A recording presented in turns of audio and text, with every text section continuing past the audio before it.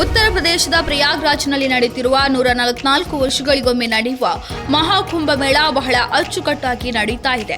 ಆದರೂ ಇದನ್ನು ನೋಡಿ ಸಹಿಸಲಾಗದವರು ಮಹಾಕುಂಭಮೇಳದ ಬಗ್ಗೆ ಸೋಷಿಯಲ್ ಮೀಡಿಯಾಗಳಲ್ಲಿ ಇನ್ನೂ ಕೆಲವರು ತಮ್ಮ ರಾಜಕೀಯ ಜಿದ್ದಿನಿಂದ ವೇದಿಕೆಗಳ ಮೇಲೆಯೇ ಬಹಿರಂಗವಾಗಿ ಮಹಾಕುಂಭಮೇಳದ ಬಗ್ಗೆ ಅಪಪ್ರಚಾರವನ್ನ ಮಾಡ್ತಾ ಇದ್ದಾರೆ ಅನ್ನೋದು ಗೊತ್ತೇ ಇದೆ.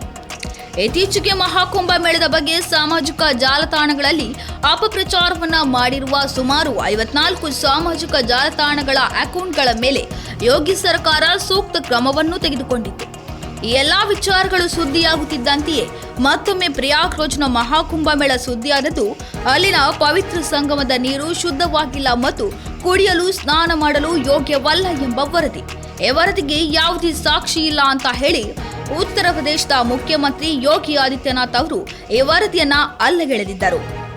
ಇದೀಗ ಮಹಾಕುಂಭಮೇಳದ ಯಶಸ್ಸನ್ನ ಎತ್ತಿ ತೋರಿಸಿದ ಮುಖ್ಯಮಂತ್ರಿ ಯೋಗಿ ಆದಿತ್ಯನಾಥ್ ಅವರು ಈ ಆಧ್ಯಾತ್ಮಿಕ ಉತ್ಸವದಿಂದ ರಾಜ್ಯದ ಆರ್ಥಿಕತೆಗೆ 3 ಲಕ್ಷ ಕೋಟಿ ರೂಪಾಯಿ ಹರಿದು ಬಂದಿದೆ ಎಂದು ಹೇಳಿದ್ದಾರೆ. ಕಳೆದ ಬಜೆಟ್ನಲ್ಲಿ ಉತ್ತರ ಪ್ರದೇಶದ ಪ್ರಯಾಗ್ರಾಜ್ನಲ್ಲಿ ನಡೆಯುತ್ತಿರುವ ಮಹಾಕುಂಭಮೇಳಕ್ಕೆ ಅನುದಾನವನ್ನ ನೀಡಿದಾಗ ಹಲವಾರು ವಿರೋಧ ಪಕ್ಷಗಳು ಟೀಕಿಸಿದ್ದವು.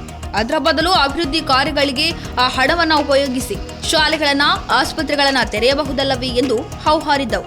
ಇನ್ನು ಇತ್ತೀಚೆಗೆ ಕಾಂಗ್ರೆಸ್ ನಾಯಕರಾದ ಮಲ್ಲಿಕಾರ್ಜುನ ಖರ್ಗೆ ಅವರು ಕೂಡ ಗಂಗೆಯಲ್ಲಿ ಮಿಂದರೆ ಬಡತನ ನಿವಾರಣೆಯಾಗುತ್ತಾ ಎಂಬ ಪ್ರಶ್ನೆಯನ್ನ ಕೇಳಿ ಮಹಾಕುಂಭಮೇಳದ ಬಗ್ಗೆ ಮಾತನಾಡಿದ್ದರು. ಈಗ ಇವರೆಲ್ಲರ ಪ್ರಶ್ನೆಗಳಿಗೆ ಯೋಗಿಜಿ ಉತ್ತರ ಕೊಟ್ಟಿದ್ದಾರೆ. ಸ್ನೇಹಿತರೆ, ಪ್ರಸ್ತುತ ಬಜೆಟ್ ಅಧಿವೇಶನದಲ್ಲಿ ಉತ್ತರ ಪ್ರದೇಶದ ವಿಧಾನಸಭೆಯಲ್ಲಿ ಸಮಾಜವಾದಿ ಪಕ್ಷದ ಶಾಸಕಿ ರಾಗಿಣಿ ಸೋಂಕರ್ ಅವರ ಪ್ರಶ್ನೆಗೆ ಉತ್ತರಿಸಿದ ಯೋಗಿ ಆದಿತ್ಯನಾಥ್ ಅವರು ಕಳೆದ 8 ವರ್ಷಗಳಲ್ಲಿ ಸರ್ಕಾರ 8 ಕೋಟಿಗೂ ಹೆಚ್ಚು ಜನರನ್ನ ಬಡತನ ರೇಖೆಯಿಂದ ಹೊರತಂದಿದೆ ಎಂದರು. ಪ್ರಧಾನಿ ಮೋದಿಯವರ ನೇತೃತ್ವದಲ್ಲಿ 10 ವರ್ಷಗಳಲ್ಲಿ ನಾವು 25 ಕೋಟಿ ಜನರನ್ನ ಬಡತನ ರೇಖೆಯಿಂದ ಮೇಲಕ್ಕೆ ತರಲು ಸಾಧ್ಯವಾಯಿತು ಮತ್ತು ಕಳೆದ 8 ವರ್ಷಗಳಲ್ಲಿ ನಮ್ಮ ಸರ್ಕಾರ 6 ಕೋಟಿಗೂ ಹೆಚ್ಚು ಜನರನ್ನ ಬಡತನದಿಂದ ಹೊರತಂದಿದೆ. ಇದು ಪ್ರತಿಯೊಂದು ವಲಯದಲ್ಲೂ ಬದಲಾವಣೆಯಾಗಿವೆ ಎಂದು ತೋರಿಸುತ್ತದೆ ಎಂದರು. ದೇಶ ಮತ್ತು ಜಗತ್ತು ಇಂದು ಉತ್ತರ ಪ್ರದೇಶದ ಸಾಮರ್ಥ್ಯವನ್ನ ನೋಡುತ್ತಿದೆ. ಇದು ಮಹಾಕುಂಭದ ಆಯೋಜನೆಯೊಂದಿಗೆ ಸಂಬಂಧ ಹೊಂದಿದೆ. ಮಹಾಕುಂಭವು ಯುಪಿಯ ಆರ್ಥಿಕತೆಯಲ್ಲಿ 3 ಲಕ್ಷ ಕೋಟಿ ರೂಪಾಯಿಗೂ ಹೆಚ್ಚು ಬೆಳವಣಿಗೆಯನ್ನ ತರಲಿದೆ ಎಂದು ಸಿಎಂ ಆದಿತ್ಯನಾಥ್ ಹೇಳಿದ್ದಾರೆ.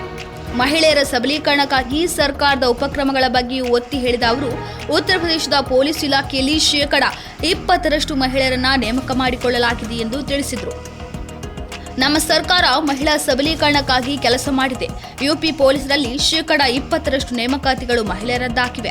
ಅವರಿಗೆ ಪ್ರತಿಯೊಂದು ವಲಯದಲ್ಲೂ ಉದ್ಯೋಗಾವಕಾಶ ಸಿಕ್ಕಿವೆ ಎಂದು ಸಿಎಂ ಆದಿತ್ಯನಾಥ್ ಹೇಳಿದರು. ಬಿಜೆಪಿಯ ಡಬಲ್ ಇಂಜಿನ್ ಸರ್ಕಾರದ ಅಡಿಯಲ್ಲಿ ರಾಜ್ಯವು ದೇಶದ 2ನೇ ಅತಿದೊಡ್ಡ ಆರ್ಥಿಕತೆಯಾಗಿದೆ ಮತ್ತು 2029ರ ವೇಳೆಗೆ ದೇಶದ ಅತಿದೊಡ್ಡ ಆರ್ಥಿಕತೆಯಾಗಿ $1 ಟ್ರಿಲಿಯನ್ ಗುರಿಯನ್ನು ಸಾಧಿಸುವ ಹಾದಿಯಲ್ಲಿದೆ ಎಂದು ಉತ್ತರ ಪ್ರದೇಶ ಸಿಎಂ ಹೇಳಿದ್ದಾರೆ.